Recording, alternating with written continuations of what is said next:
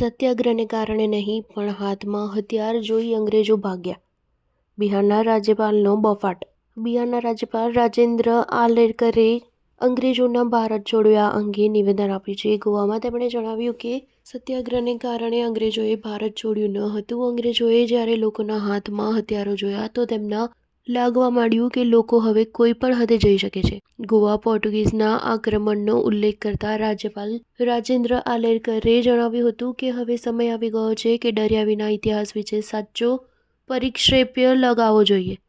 Indian council of હિસ્ટોરિક્સ રિસર્ચે એક story બનાવી હતી. તમે ગુલામ બનવા માટે જન્મ્યા છો તો અને તત્કાલીન સરકાર પણ તેને સમર્થન આપ્યું હતું. બિહારના રાજ્યપાલ રાજેન્દ્ર આલેકરે જણાવ્યું હતું કે ગોવા ઇન્ક્વિઝિશન શું છે. જો આપણે આને પ્રકાશમાં લાવવાનો પ્રયાસ કરીએ તો ગોવાના કેટલાક લોકો નારાજ થઈ જશે. તેઓ પીડા અનુભવે છે. તેમણે વધુમાં જણાવ્યું હતું કે આપણે કોઈનાથી ડર્યા વિના આપણા વિચારો વ્યક્ત કરવા જોઈએ.